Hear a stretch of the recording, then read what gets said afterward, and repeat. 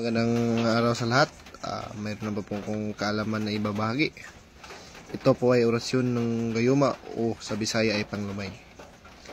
Kung ikaw ay may iniibig, gusto mo makamit, hindi siya makatulog at laging balisa sa kaiisip sa iyo, at gusto mo makuha ang kanyang puso, ganyan.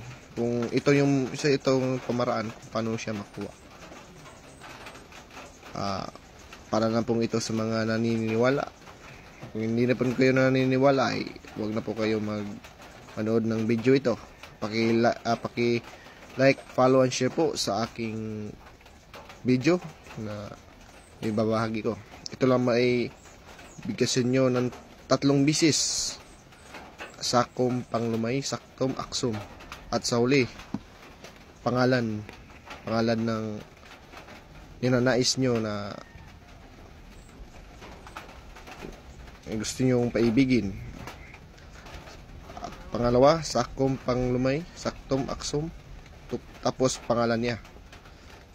Sakom, panlumay, satom, aksum, at sa huli at pangalan niya. Ito ay maaaring pag tinatamaan siya nito ay hindi siya halos makatulog sa kaisip sa iyo at laging balisa. Ikaw ang laging laman ng isip niya at sa puso niya. Magandang araw sa lahat, at ito na po magtatapos, at abangan niyo po ang aking i-upload sa susunod na video. Para lang ito sa mga naniniwala, at kailangan paggamit mo ay lagi kang think positive, buo ang tiwala.